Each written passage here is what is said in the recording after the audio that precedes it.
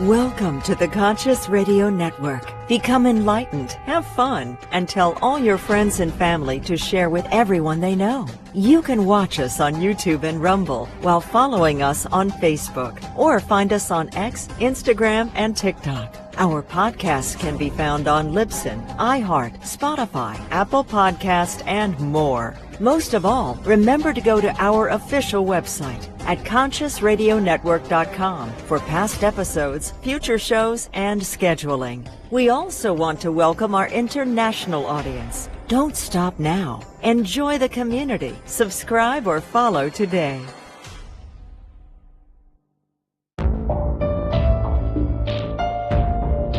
This is the Conscious Radio Network.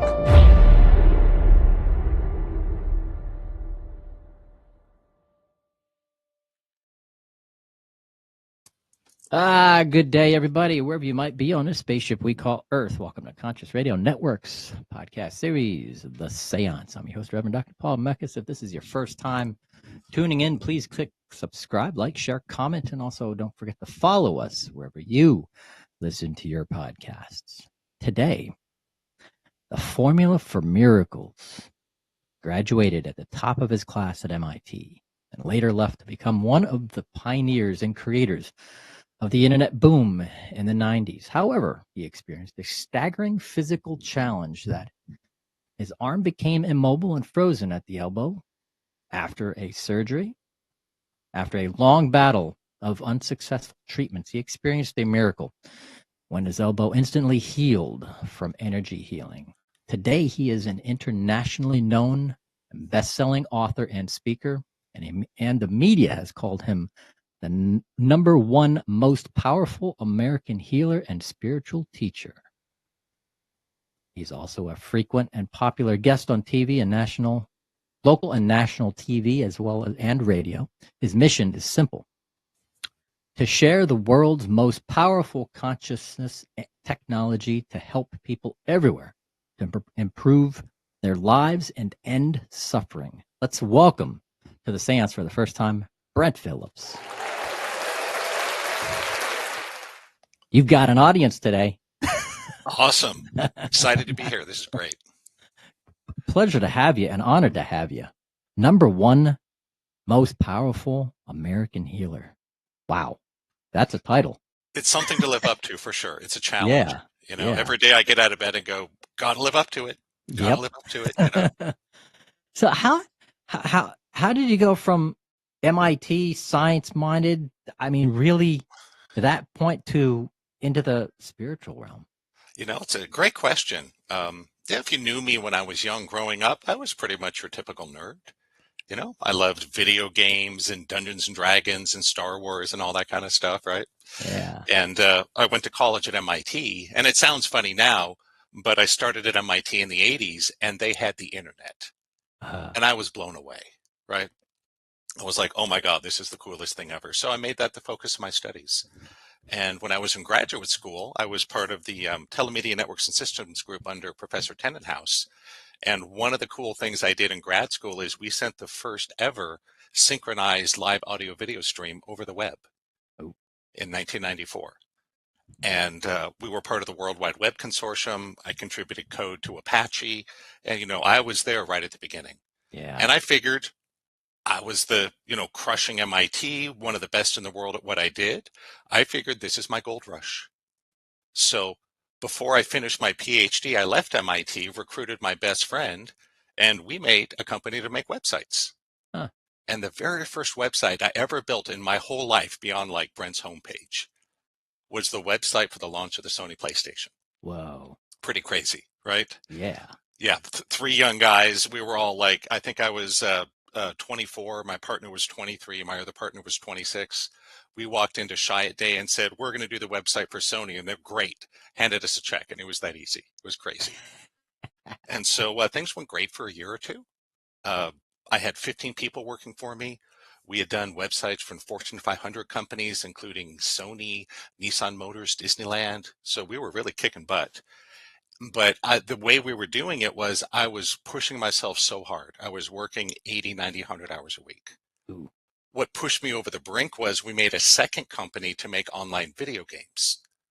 Because I had developed this proprietary networking technology in grad school, I had a vision of a whole new kind of game. Today we call them MOGs, or massively multiplayer online role-playing games. Mm.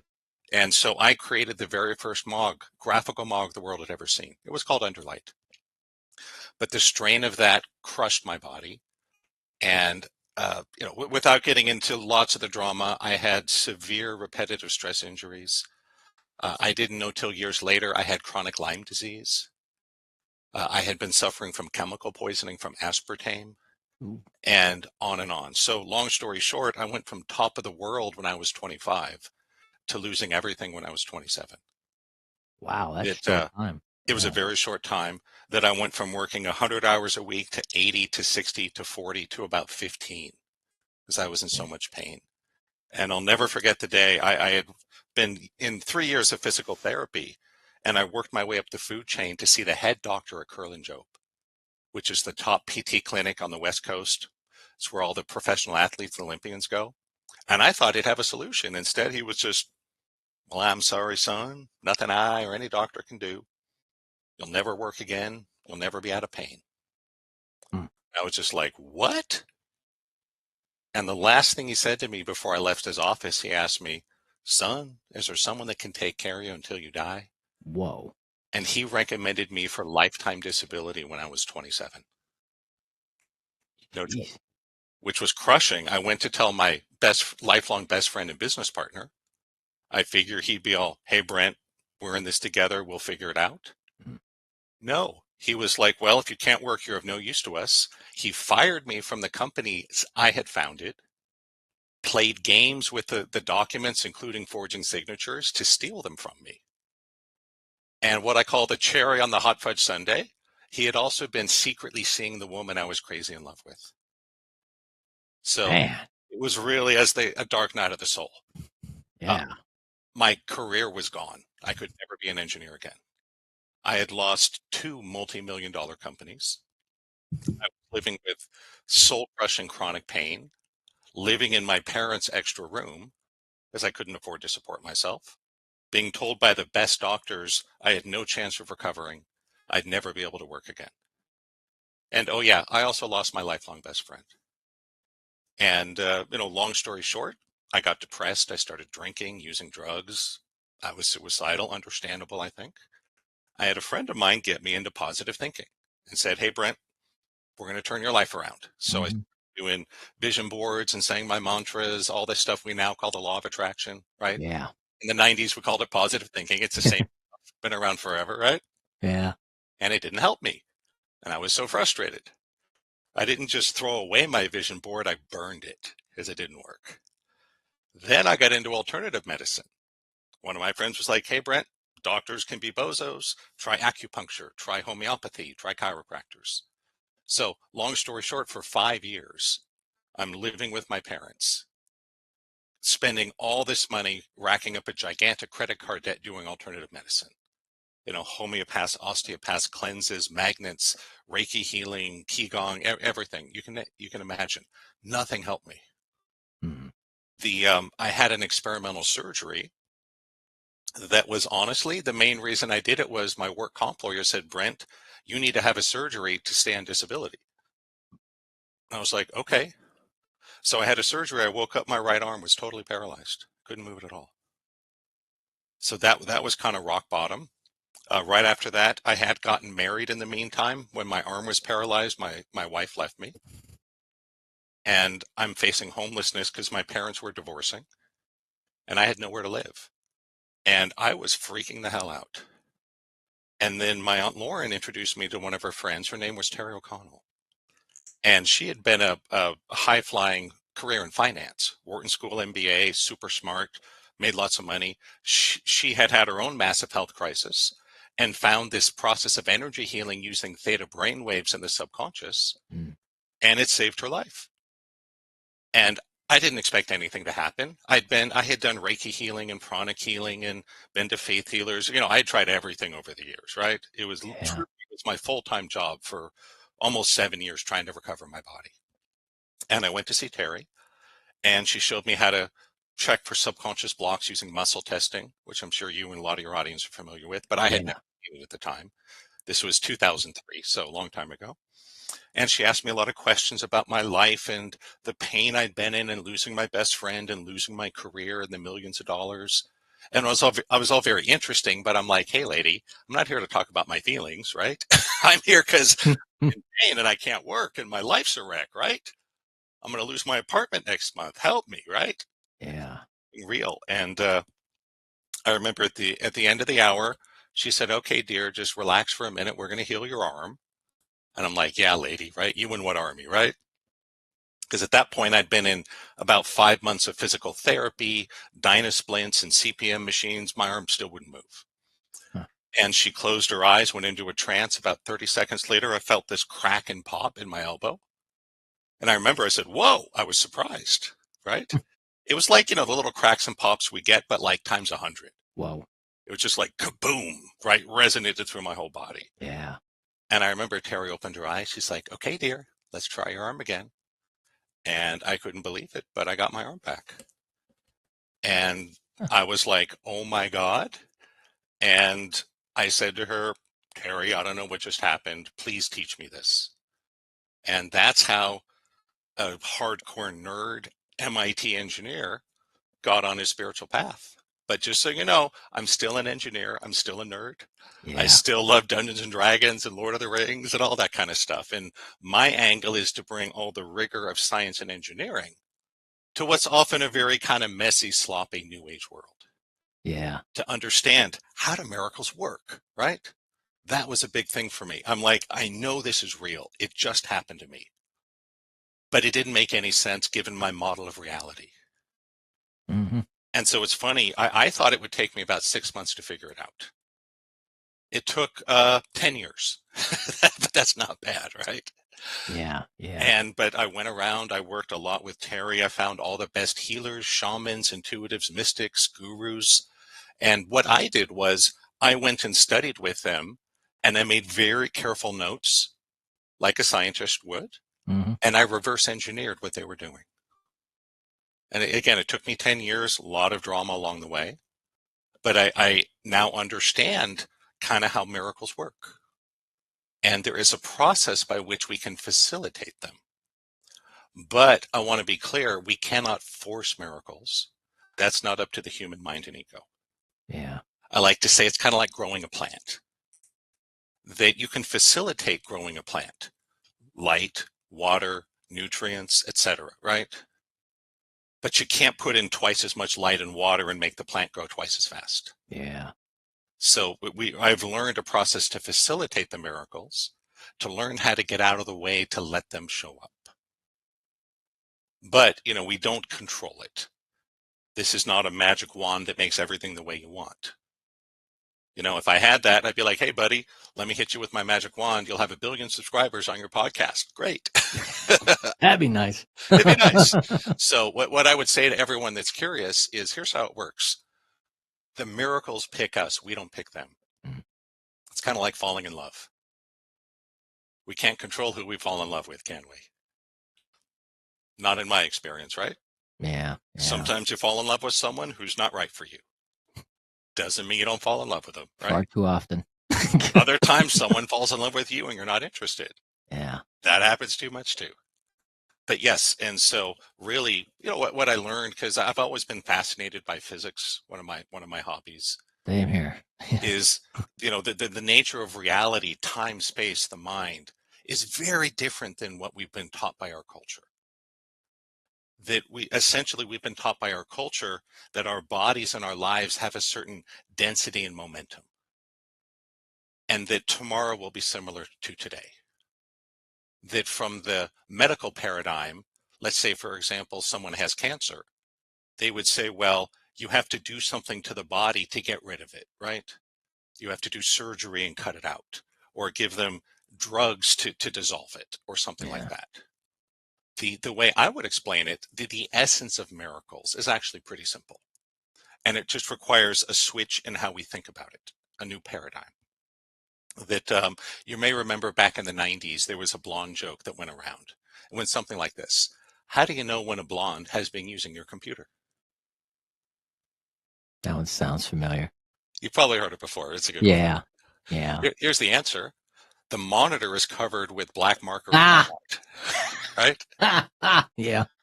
And so that's the essence of it, though. That if your life were a computer program, if it wasn't working right, would you start drawing on your monitor? Mm. That doesn't make any sense, right? Yeah. You're trying to make it look right with a lot of force and effort. Instead, as a software engineer, the answer is simple. If your program isn't doing what you want, you need to change the code. That's all there is to it, right? Mm-hmm. If you know what you're doing, you can download the code, edit it, rewrite it, or have someone else do it, download and update. And so that's the essence of how our life works. That our bodies, our lives, our careers are like your computer screen. That if you look at the technology, the way your computer screen works is, let's say you have your screensaver up and it's a static image. It looks like nothing's happening, right? Mm-hmm. Just like it's there and the next moment it's there because no force was applied to it. That's not actually how it works. The way it works is your computer is redrawing that screen usually 60 times a second based on the code that it's executing, right? Yeah. And so if your life seems to be the same moment to moment, that's only because you're running the same code. If you go double click an icon or launch an app, the whole screen changes, doesn't it? Mm-hmm. And so the way it really works is the computer is redrawing the whole screen, usually 60 times a second. Our lives are actually no different. Our lives, including our physical body and the whole universe around us, is being recreated many, many times a second out of what's inside of us. What I like to think of as the software of your soul. Yeah, it's basically our energy or our frequency that That's we're exactly right. vibrating at. Yes. And so if you want to see change in your life, for example, let's say you want to make more money. Many people would think, well, the way you do that is you have less Starbucks and avocado toast, right? Mm. And you save and you buy this investment. Now, there's nothing wrong with that, but you see how it's kind of drawing on the monitor. Yeah. What I would say is change the code. Because we all know that there are certain people that tend to be very successful no matter what they do. It's pretty crazy. Other people tend to struggle and suffer no matter how hard they work, no matter how talented they are. And ultimately it's all an inner game. Yeah.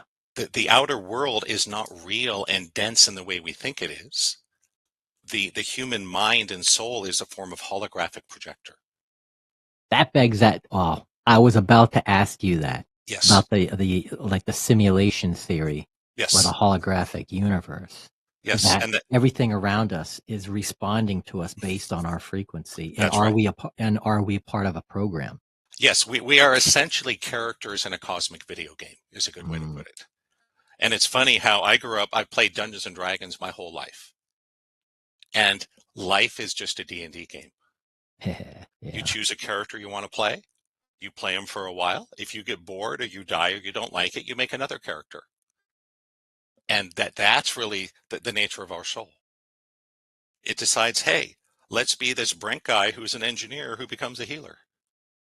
And then immerses itself in the simulation. Yeah. And what's great is, just like in a video game, for anybody that's a gamer, you know that video games have glitches, of course, right? Yep.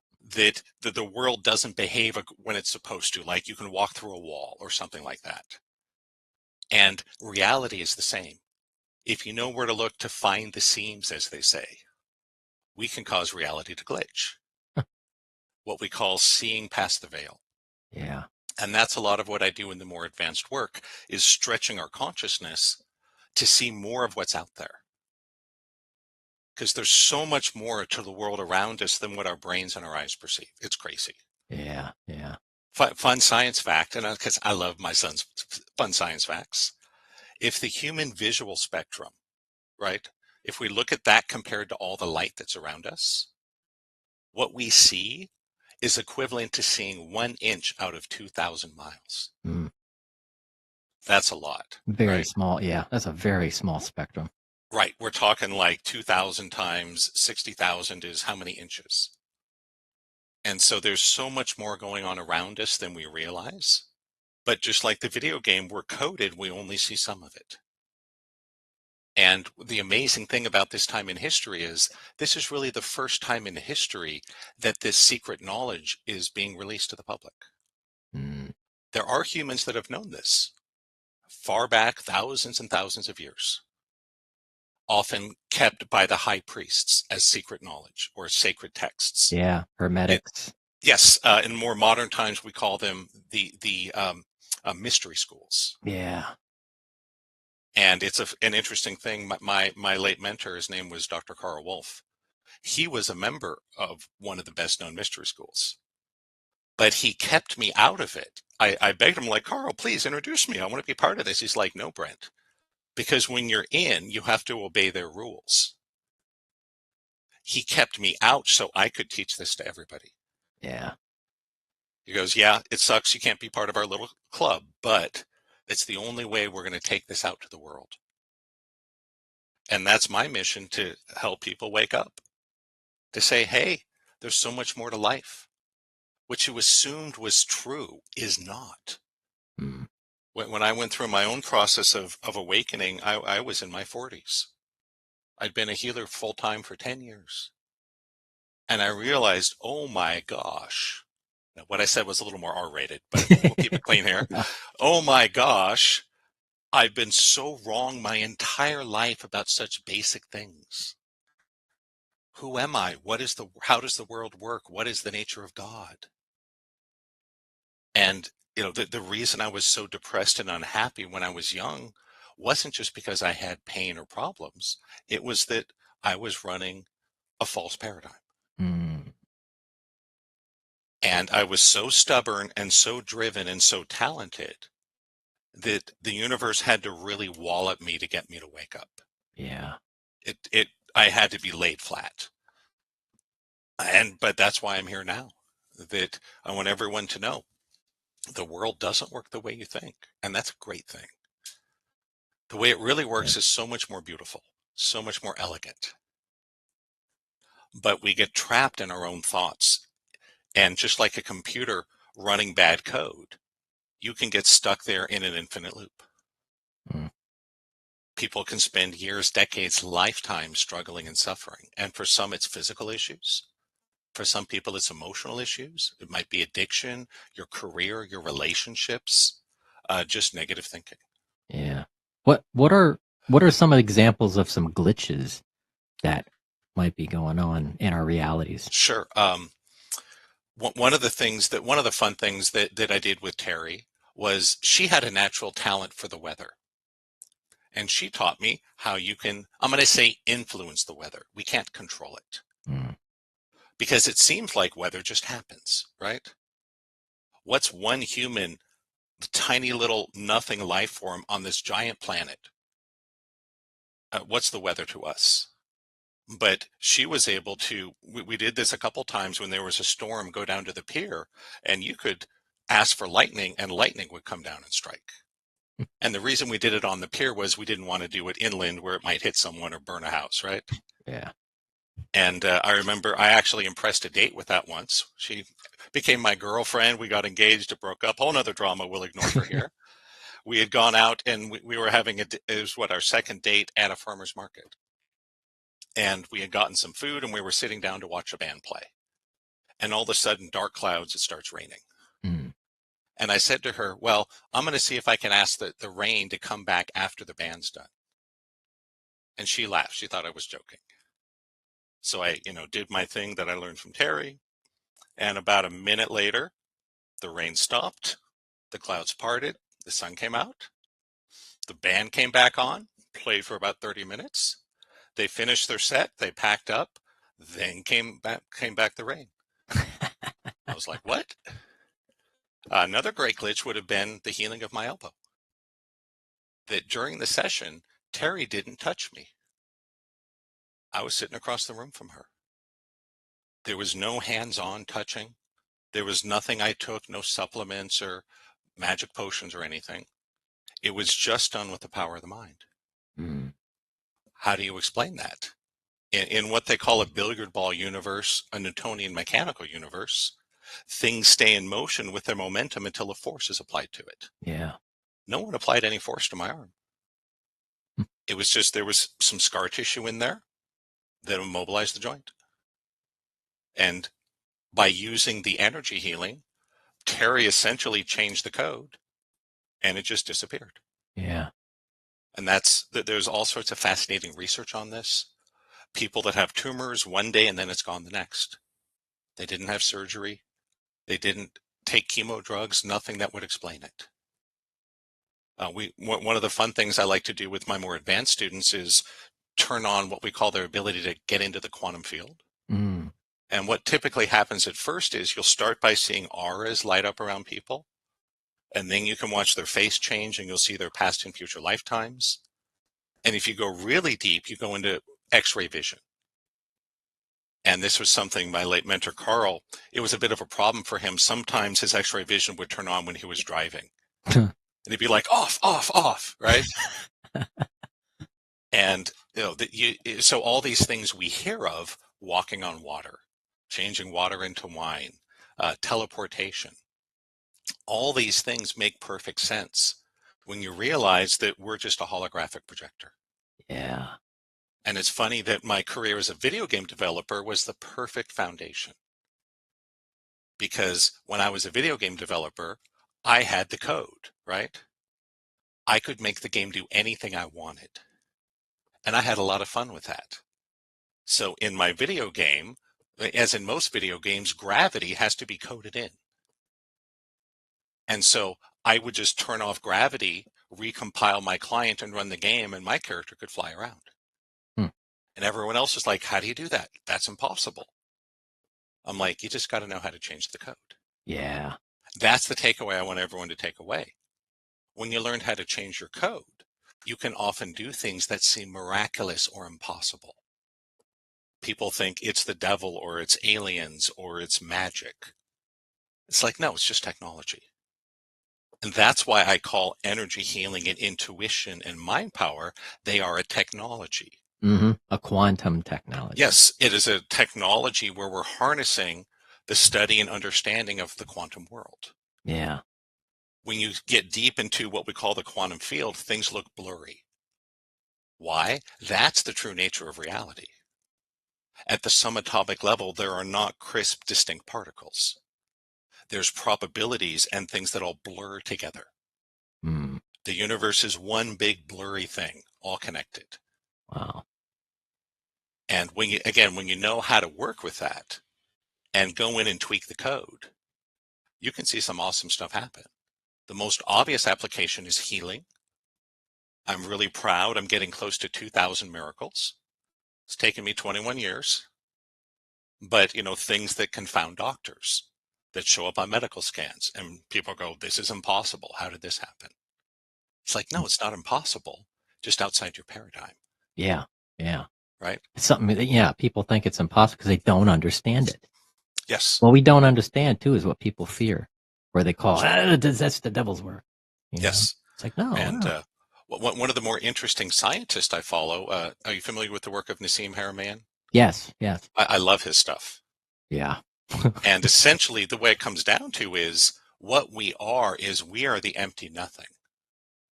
That is our fundamental true state. That is God, the divine. Mm. And it's like a balloon animal. When you take a balloon and you twist it up, you can make it look like a dog or an elephant, right? It's not a dog or an elephant. It's a balloon that's been twisted and folded to look like those things. Yeah. So all the matter and energy, the entire physical universe, is a twisted, folded nothing that looks like a planet, a star, a human. That's the simulation. Yeah. So the divine God started as one big nebulous nothing and twisted and folded and shaped itself to get what we experience as matter and energy in the laws of the universe. And so I think Einstein had it backwards. Mass does not warp space. Warped space creates mass. And when you think about it that way, it all fits. And for the nerds in the crowd, I think you'll appreciate this.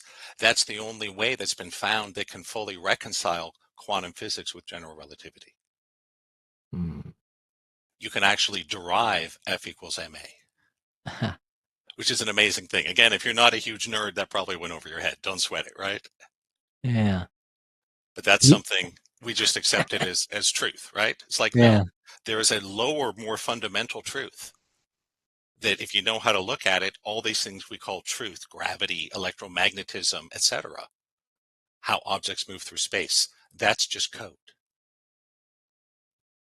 And I'm here to say, hey guys, you can change your code. Would love to work with you if you want to, right? Yeah. I'll just warn everyone, it gets a little weird.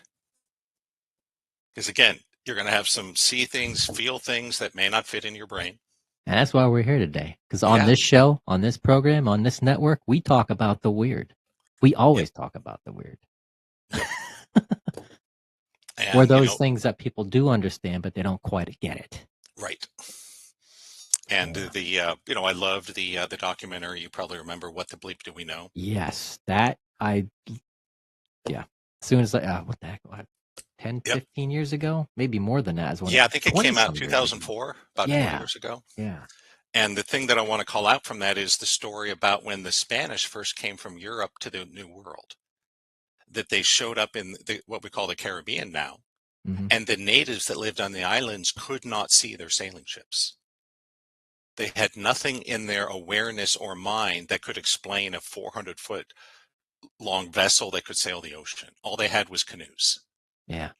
And the story goes, the ship would be right there, moored offshore, and no one could see it. Until one day, one of the shamans sat and looked at it for hours. And he could see the indentation in the water the ship's made. And he stared at it long enough, and then boom, then the ships appeared. And then he explained how it worked and what it looked like to everyone else. And little by little, everyone on the island could see the ship. And after that, even when they went to new islands where the people had no contact with the Europeans, everyone could see the ships. And that's a lot of what we're doing, that your brain literally removes things from your reality that don't fit your paradigm. That not everyone is ready for miracles right away. You have to be willing to let go of a lot of your beliefs and thoughts about how things work. Mm-hmm.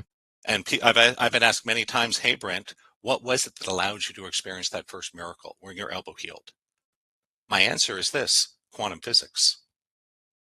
Honestly, I didn't really believe in energy healing when I started this stuff, but I knew enough about science to know that I could not rule it out. I knew that human knowledge had limitations, and there were phenomena in the world that could not be explained with our current level of science and technology. That's all a miracle is. It's something we can't explain with the well-understood techniques. So, if you took your cell phone back in time, even 100 years, it would be considered a miracle, wouldn't it? Yeah. I don't know if they'd throw you in prison or kill you or worship you as a god. But it's not a miracle. It's just tech, right? Mm-hmm. So energy healing, intuition, mind power, even the ascension of consciousness to enlightenment, it's all technology. And if we're willing to let go of what we think we know, which is not easy, it's like someone letting go of their childhood religion. It's not a simple thing always. It helps if you have a huge crisis, right? Mm-hmm. Every high-level healer I've known and worked with got into it because of a crisis. That's what happened to me. I was at my wit's end. I had no money. I had like $60,000 in credit card debt. My disability payment was $1,200 a month. Right? And I'm supposed to live on that? And my parents were divorcing. I had nowhere to go. And I was 6 weeks from the street. I thought I could never work again. And then this crazy healer lady named Terry showed me how to work the subconscious. My elbow went pop, and the rest, as they say, is history. Yeah. You're like, oh my God. Yep. Teach me now. Yep. That was me. I'm like, Terry, I don't know what you just did, but please teach me. And, you know, again, I was really arrogant because, you know, I was a superstar academically, you know, valedictorian, National Merit Scholar, straight A's at MIT, all these awards and things. I thought learning this stuff would be easy. I figured 3 to 6 months. Nope. Took me 10 years. It was a lot harder than I thought. Yeah, it's tuning an instrument. I mean, not everybody, nice instruments, by the way. Oh, thank Guitars, you. drum set. So I'm a percussionist. I'm a guitarist. Awesome. Got to start a band. Yep. Yeah, my band broke up in 1995, but I'd love to get back to it at some point. Yeah. It's fun to get, play an instrument. It is. It's so therapeutic. Yeah. At least for me. And hence playing an instrument, not everybody can play one. And even if you were to pick one up, it's like, I treat the body when I got into mediumship. That's what it is, to train the music, to train the instrument. Your body is an instrument. Learning how to play it, learning how it works, how you can receive and transmit information. Yep. Once you get to know how that works, it becomes easier and easier and easier to. Yep. Yeah. Once you get the knowledge in your nervous system, you can play without thinking about it, and that's when the magic happens. Yeah. Muscle memory. Yep. You know, my love was I loved songwriting. Mm. I could sit and write 3 songs every day. I'm not saying they're good. Yeah. But just, let's do this. What if you add this? What if we add this? You know, let's try this rhythm. Let's try this chord progression. And I love just playing around with the different sounds and rhythms, going, what does that sound like? What does that sound like? Yeah. And my work in engineering and healing was very much the same. Ooh, let's try this. What happens when you do this? Oh, that sucked. Let's not do that again. Right? Let's try this. Right? Yeah. You know, like one time I tried to play the guitar with my teeth, like I'd seen what Hendrix do. Oh yeah. Like, no, bad idea. No, not doing that again. Oh, man. Broke a string, cut my face, you know. And yeah, the journey in healing has been the same. I've made a lot of experiments. I've made a lot of mistakes. But any scientist knows, as they say, we all stand on the shoulders of giants. Mm-hmm. I learned so much from Tara and Carl and my other teachers. And, you know, one of the things they taught us at MIT was you have 2 main ways we learn. Number 1, learn from your own mistakes. Number 2, learn from someone else's. Mm-hmm. So if anyone that wants to learn from my mistakes, you know, I could go through the laundry list of all the crap I've been through, you know, bankruptcy, 2 multi-million-dollar losses, divorce, cancer, chronic pain, disability, you know, on and on, betrayed by my best friend. I mean, you know, what I've been told is about 90% of the horrible things that happen to people have happened to this one person. And I'd love to share. It's like, okay, if this happens, don't do this, not this, right? Mm-hmm. Same thing with martial arts. I love martial arts.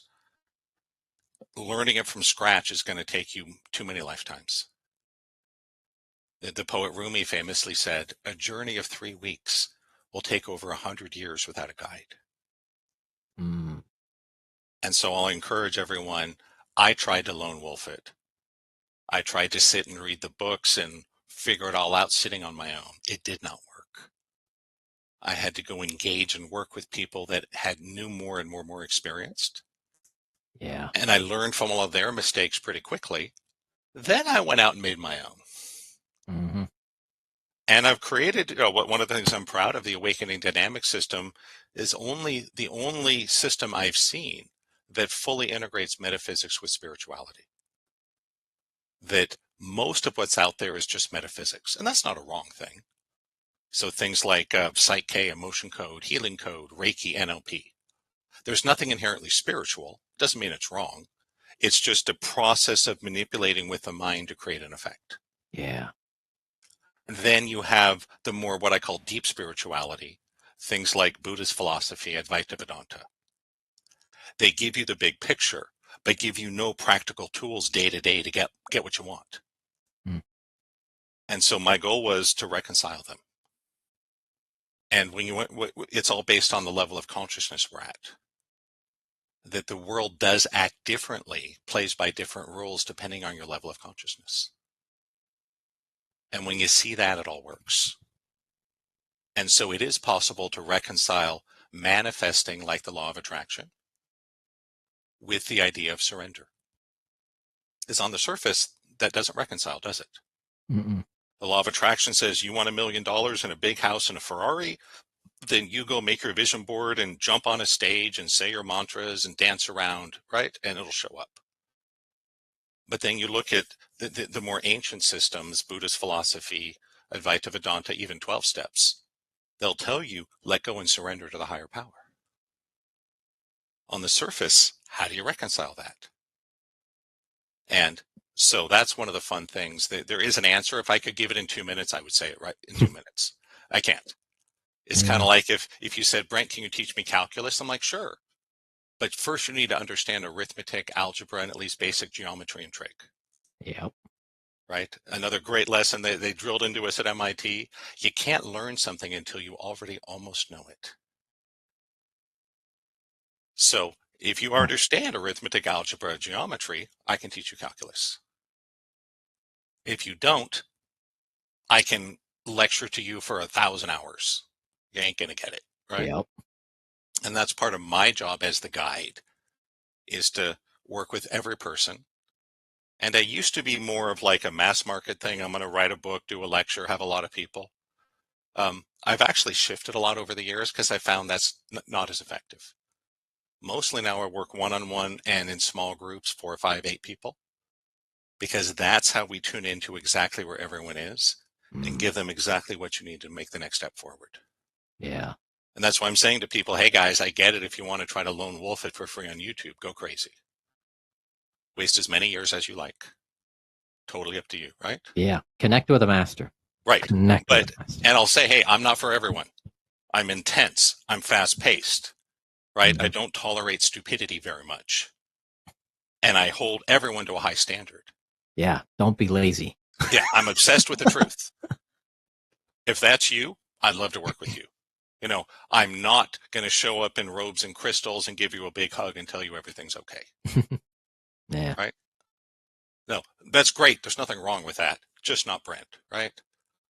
I'm still an engineer. I'm still a nerd. So my specialty is people that are too much in their mind. Yeah. Too much thinking. You got out of your body, usually from trauma. Usually what does it is trauma. You jump out of your body because it's too painful, and then you forget how to get back.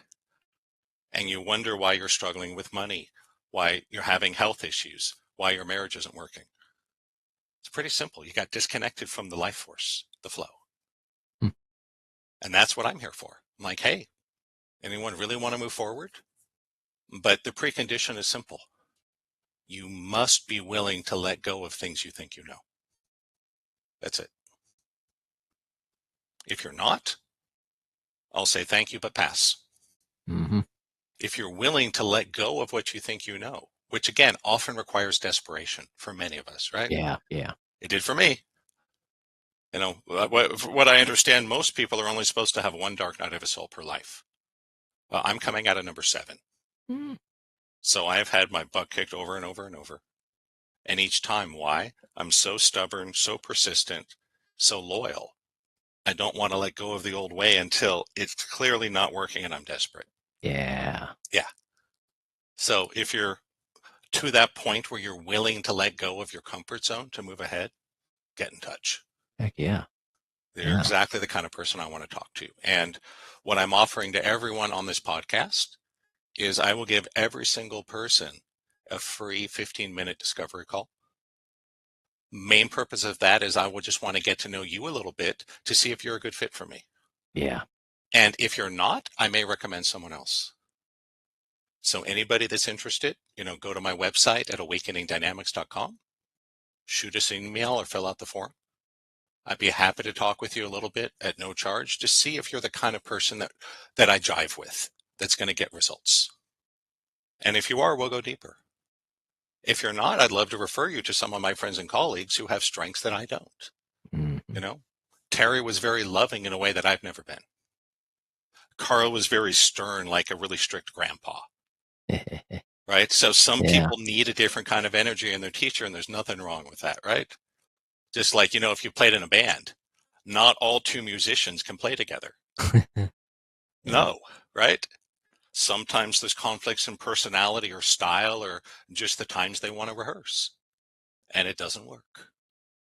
But I will encourage everyone, if you really want to move ahead, sample a lot of stuff. listen to this show. This is a great podcast. Go on YouTube, right? But pick one person, one system at a time to go deep. Yeah. And stay with them for 2, 3, 5, 7 years until you've learned everything you have, everything you're going to get, and then it's on to the next one.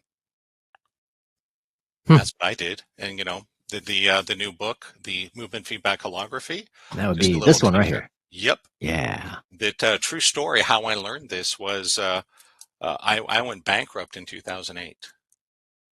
And on November 10th, I declared bankruptcy. I met Carl Wolf on November 11th, had my first movement session with him. By Thursday night, I had over $50,000 in my bank account. It was nuts. Whoa. Now, I can't promise everyone's going to get that kind of result, right? Just like if you have a paralyzed arm, I can't promise it will instantly heal in the first session. But I would love to share with you what I experienced and what I did that achieved that. Yeah. That's what we can do. I'm happy to share and explain the process and guide you through it. And short version was I had to get out of my head. I lived my life completely from the mind, which is why all the nightmare happened. I was trying to manipulate and control and make this happen and make sure of that and et cetera. Makes sense? You're fighting against the system. Yep. Carl had the gift through the movement of showing me how to get back in my body, how to let go. And that's when the beautiful gifts show up. That all these wonderful things that showed up in my life, I'll say pretty much close to 100% of the beautiful, wonderful things are not things I made happen. Yeah. They're things that just showed up on their own. And a lot of the time I didn't even want them at first. I had met Terry at least 6 months before I had my first session with her. I was like, oh, energy healing? It's kind of too woo-woo. That can't work. That can't be real, right? Then I had the surgery and my arm was paralyzed. And I'm like, yeah, Terry, I changed my mind. I'm willing to give it a shot, right? Yeah. Yep. Now, I bet when you look back at everything from that, this all had to have happened for a reason. Of course. There's no coincidence. It's all, everything's our synchronicities. Yes. It was meant to happen for a reason. Yeah. And if we're lucky, those reasons are revealed to us within the same life. But, one of the things is, so absolutely everything happens for important reasons. But sometimes those reasons are so big, they don't fit in a human brain. Yeah. Just like, if you have a 2-car garage, you can't park a monster truck in there, can you? It's too big. There's nothing wrong with the truck. It's a great truck. Nothing wrong with your garage. It's a great garage. One just does not fit in the other. Yeah. And so, I like to stay humble and remind myself of no matter how much we know, there's always so much more we don't. And of course, and the moment we think we know everything, we realize we don't. Then we're really in trouble. Yep. If you had talked to me when I was a teenager, I thought I had it all figured out. I knew exactly how life worked and how to solve every problem. Now with the wisdom of ages, I go, yeah, that was a little overconfident to me, Yeah. I used to think, if you have a trouble in your marriage, you should be able to just talk it out and solve the problems. It's like, no, it's not that simple. If we were robots, that would work, right? But yes, everything happens for a reason. And the more we're willing to surrender into the flow of life and let life carry us, I think you'll find that's what creates the miracles and the beautiful stuff. The more we're trying to force it to go according to our plan from the mind, that's kind of poisonous.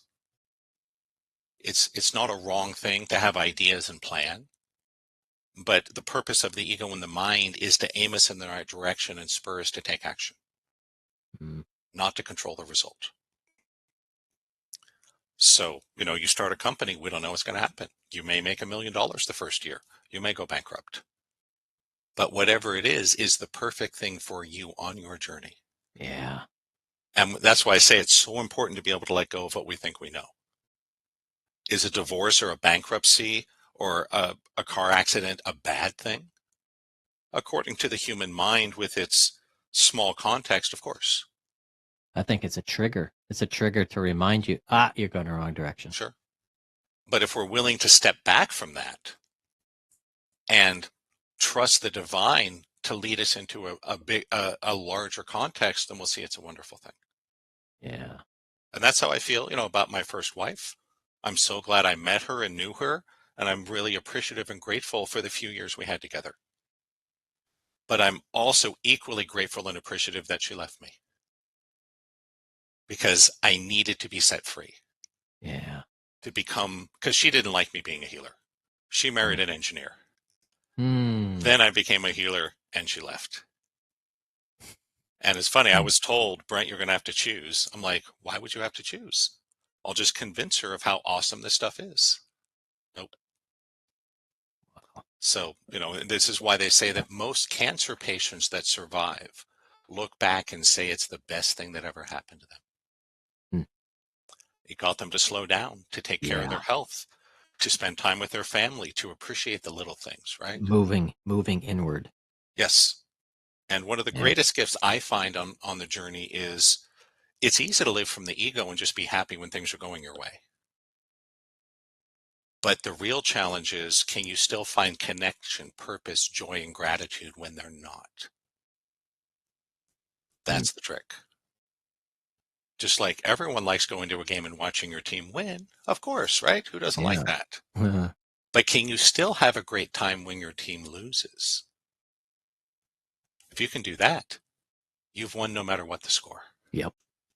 And that's what I mean by ending suffering. I can't promise anyone I can make your life be exactly how you want. But I can guarantee that you will find the beauty in the loss, the pain, the darkness. And there was a great saying from, I believe it was Krishnamurti. People would ask him, what's your secret? How are you happy all the time? There's so much drama in the world, right? At the time, it was the Vietnam War and terrorism and the oil crisis and all this chaos and pain, right? Stagflation. Yeah. And what he said was, he goes, it's simple. I don't mind what happens. And that, I think is a beautiful, timeless message. It doesn't matter as much as you think what happens out there.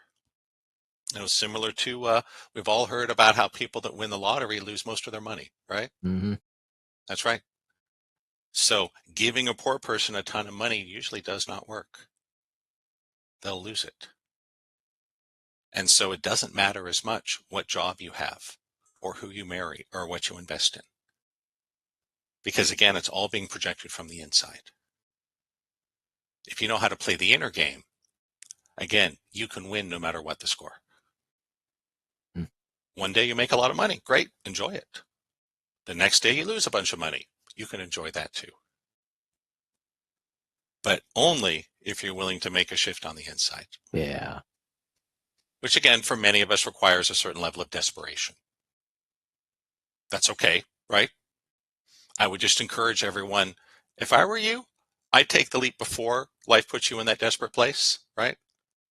If you need to get cancer or have, chronic pain or go bankrupt or something, all right, no worries. I had to, done all that and more. But one of the great things about my teachers, both Tara and Carl, is they volunteered for the journey. They didn't have to be forced. So I'd say, hey, if you're in a place where you don't need this shift, even better. Come do the work before you need it, and it'll be that much easier. Wow. But, if you wait for the crisis, I totally get that. Exactly what I did, right? And that's usually how, and that seems like that's how it works. People have to wait until it gets really bad. Yes. Until we literally have to wake up.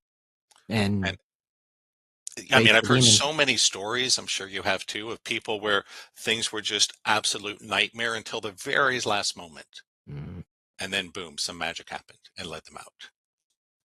I'm not sure why it has to be so dramatic, but so be it, right? Yeah. Again, I think it's all kind of scripted by a higher power. It's like you watch a TV series. Sometimes they'll start off with the main character like going on vacation or doing something mundane. And then a bunch of cool stuff happens and, the drama begins, right? I think our souls would be bored if it was just, we didn't have these big drama and crises and all this. I think some of it's by design for dramatic effect, Yeah. Yeah. So before we wrap up the show, where can people find your book? Easiest place to find it is on Amazon. You can get it, I think it's $4.99 on Amazon Kindle. And I'll also, again, encourage everyone, just go to my website at awakeningdynamics.com. You can book a free 15-minute discovery call with me. And if you do and you actually show up, I'll give you the book for free. Cool. So 2 great ways to get it. Cool. All right. And I say that because when you give things away for free, it's crazy. No matter how valuable it is, a bunch of people don't show up. Right? You start charging money, everyone shows up. Isn't that weird? Yeah. But I don't want the total lack of money to be an obstacle to anybody. It's a taste. It's a taste. Yeah. It's like an hors d'oeuvre. Here, have an hors d'oeuvre. Exactly. Yeah. See if you like it, right? Yeah. Take the edge off your hunger. All right. But yeah, I want to find out, am I the right guide for you? And if so, buckle your seatbelt. Oh, yeah. Get ready. It's going to be a bumpy ride. Yeah. There's going to be ups and downs for sure. But you will experience and do and see and know things you never even dreamed were possible. Yeah. Growing up, I spent so much time wanting magic to be real. Lord of the Rings, Dungeons and Dragons, King Arthur. Yeah. And then as an adult, I got this gift. Oh my gosh, it is real. It just works a little different than what you think. And I could see it because I work in engineering too, electrical and mechanical engineering. Awesome. And I tell you, when I see something happen or experience something happen that looks like magic, I'm like, I want to pull it apart and take it apart. And I've done that as a child. I always took stuff apart, which always made my parents angry. Yep. I pissed off my parents plenty of times taking apart the radio or, oh God, the worst was I tried to take apart one of the speakers on the stereo my dad built when he was in college. Oh geez, I don't think I could sit down for a week. But yes, and that's exactly what I did with energy healing, enlightenment, and mind power. Took me 10 years, but I took it apart, figure out how it worked, put it back together and made it better. That's exactly what MIT trained me to do. Wow. Man. Well, Mike, Brent. Now, do you go by? Okay, you got 3 names. Okay, Brent Michael Phillips. I was going to call usually I go by Brent.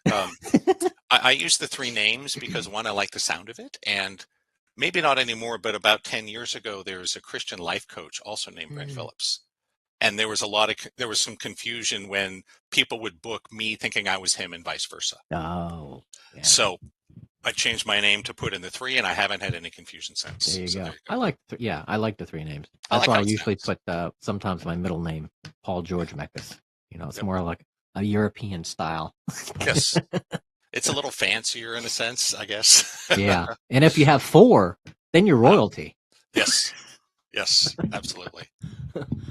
Absolutely. But, like most engineers, I'm like, it's a name. It's just a label, right? Yeah. Yeah. Doesn't change the thing that it is. Got that right. Brent, blessings, my friend. Blessings. Likewise. It's been great to be here, You have a way to explain it. You had me in awe. I'm just listening. I didn't have time to talk, which is good because sometimes I get stuck and don't know what to say, but wow, that's all I had to say. That I would say, if I have a gift, it's that. I've been given an ability to take these very complex, difficult things and explain them in a straightforward way that everyone can understand. Yeah. And that's why I love teaching. I love the thrill of seeing the light bulb go on over your head. To me, that's what gets me up in the morning. Yeah. It's like food for the soul, right? It's like, I did something right. I moved the world forward a little bit. I love that feeling. Thank you. You are very welcome. Very welcome. And keep me posted if you have another book coming out, if you're ever doing a public event here in the state of Florida or anywhere in the country, because our listeners are global. Yep. So if there's anything new coming up or you want to get back on and, tell us the next best thing. Yeah. Usually what happens is I finish a book and it almost kills me. And I'm like, oh God, I'm never going to do that again. Right. And then a year or 2 later, I'm like, you know what? I have a really great idea for another book. You can't keep your hand out of the cookie. Yeah, right now I'm in the, oh God, it almost killed me, never going to do that again phase. Yeah. But I know myself, I'll pull out of it. It won't last forever. Yeah. I just have to be inspired enough, then I'm over it. Yep. Brent, blessings, brother. Thank you Brent. very much for joining us today. An honor to be here. I'm hoping we can reach out and change some lives. Definitely. And for those who are listening and watching, don't forget to reach out to him through his website, and you can get a free 15-minute, what did you call it? Like a discovery call. Discovery call. Just I want to get to know you a little bit. Yeah. See if you're a good fit. And either way, I'll give you my book for free. There you go. Cool. Awesome. Can't beat that. It's been great. Brent, thank you again. Welcome back anytime. And thank you, everybody, for listening to The Seance on Conscious Radio Network. And we will see you next time.